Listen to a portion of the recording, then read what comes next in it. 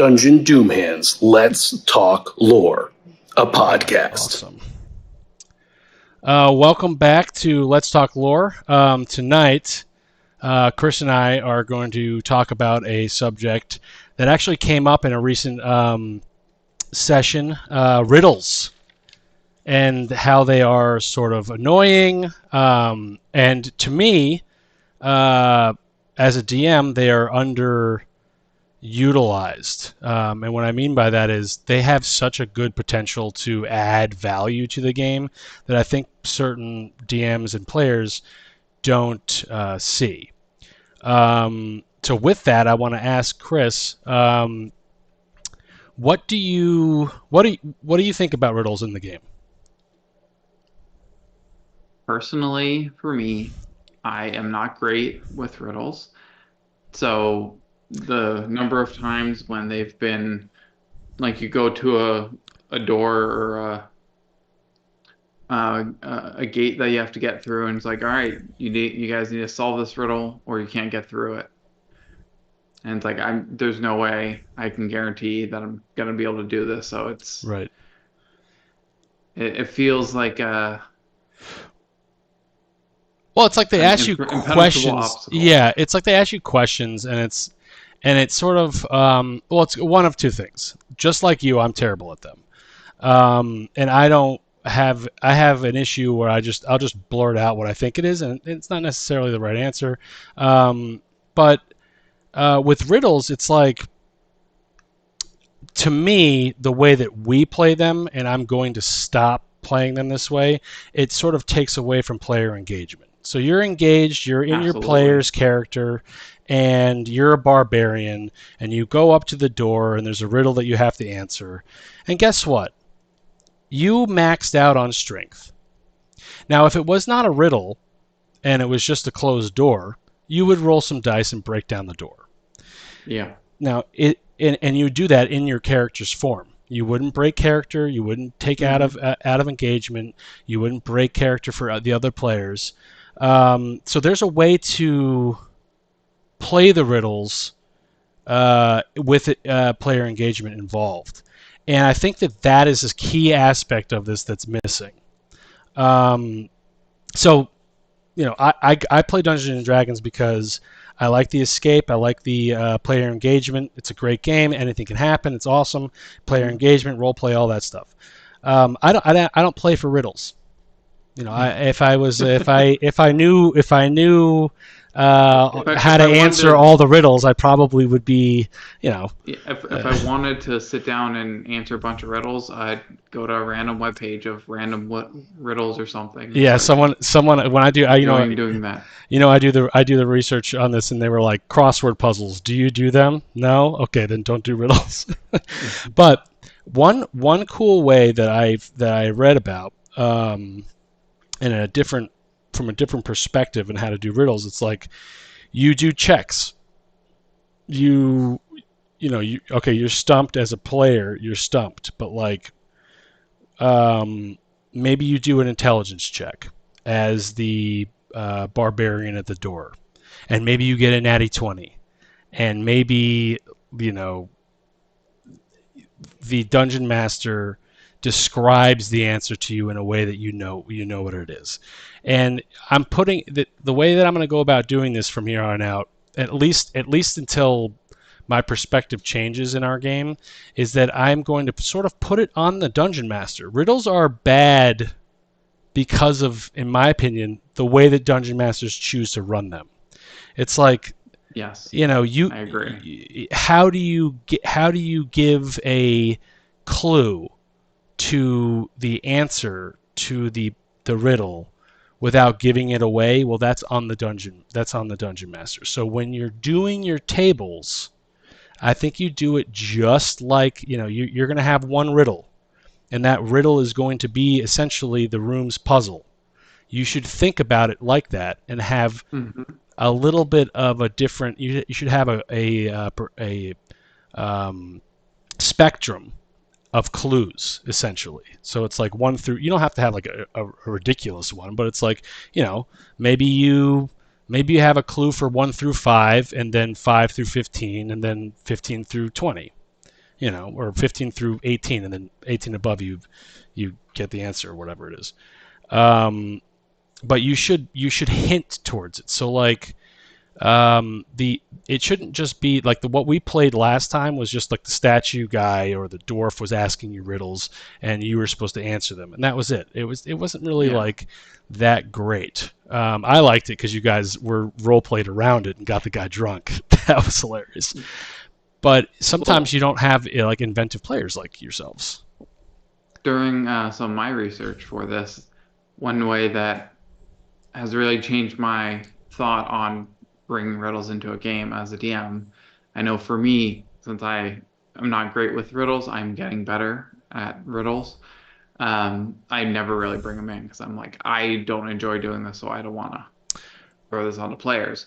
But the way that really changed my mind when doing my research was you have your riddle on the wall in a room, and you know what the answer is as the dungeon master, so make a puzzle out of what the answer is. Right. So if someone reads the riddle and knows and like figures out the answer, then you'll be like, oh, all these MacGuffins, these puzzle pieces, I know how to put them together to get through it. Or people can, if they're having trouble with the answer, they find all these pieces, then they're like, oh, maybe if I rearrange them, oh, here's what the answer to the riddle is within this clue, this piece of something. A lot of the guys on the D&D Reddit chat that had the riddle question on it, and I'm going to repost it tomorrow, we're talking about how the riddles were sort of like like what you're saying, like an additive layer to essentially a puzzle, where like it's a different way of if one of the examples was like, okay, the answer to the riddle is to put a blindfold around the statue's eyes, and maybe you have a riddle that says something about blindness or whatever. But like the puzzle in the room or the trap in the room, there's a certain something's happening, and the room's filling with gas or whatever it is, and you need to figure that out. I just think that like if the riddle's too hard, people are going to start guessing. And I think a good way to do that is just to use the dice. That's why they're there. So like, if you have a room full of barbarians, guess what? Tough luck. Like you're probably not going to get the riddle. You will find a way out of that room. Chances are someone's going to roll high enough to just destroy the thing or whatever it is. There might not be a room after a little while. Yeah. But like, if you're with like in our group where predominantly, you guys have had a very intelligent elf. Sprock is very intelligent, very very wise. He could roll, and he could say, you know what, I'd like to do a check, and facilitate that. But also, again, it's on the dungeon master, in my perspective, because if the players are stepping out of their role play and they're just guessing, that's not Dungeons and Dragons, in my opinion. I think that the dungeon master should say, you know what, barbarian at the door, maybe you found an object in a previous room, or maybe another character found an object in a previous room that sheds light on the answer to the riddle, and perhaps you're interested.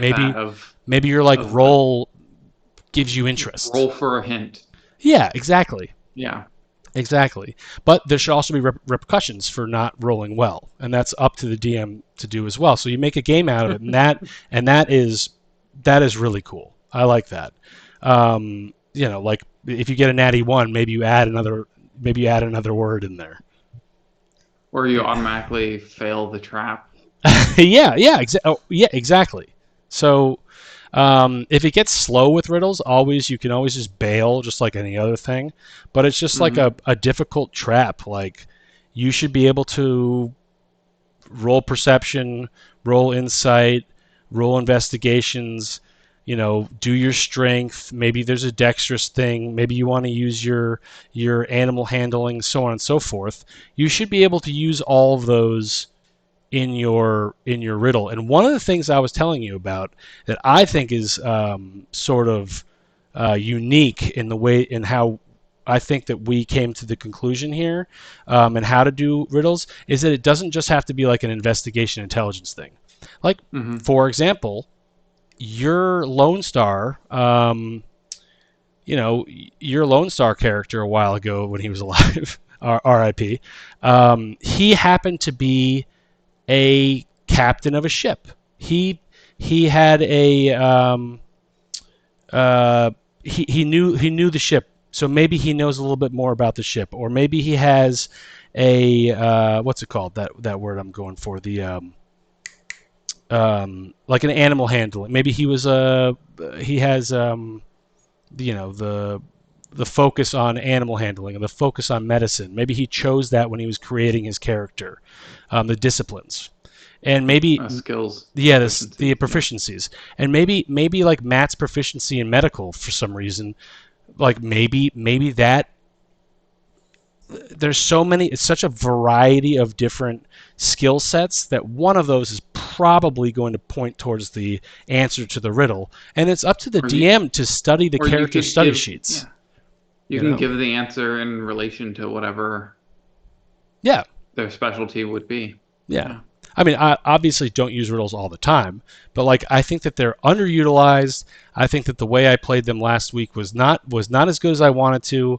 I happened to have, congratulations, very good players at the table that got the guy that was asking the riddles drunk, and so he just happened to just slur his words and hand over keys until you got roughly the right one.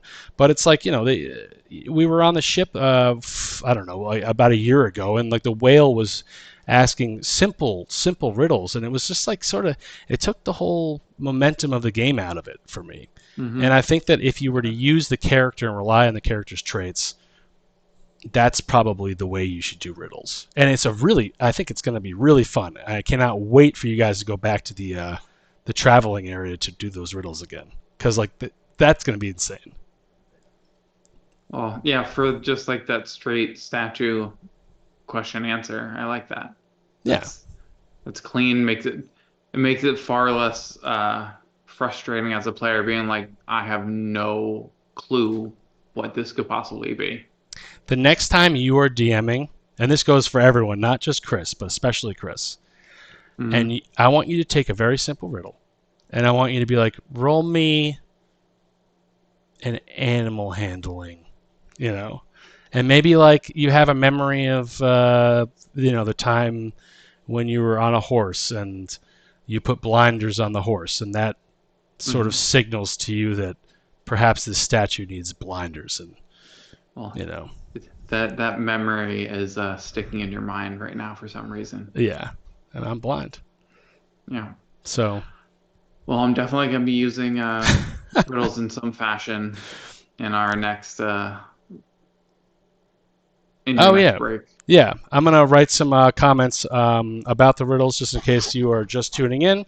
And until then, roll high and subscribe.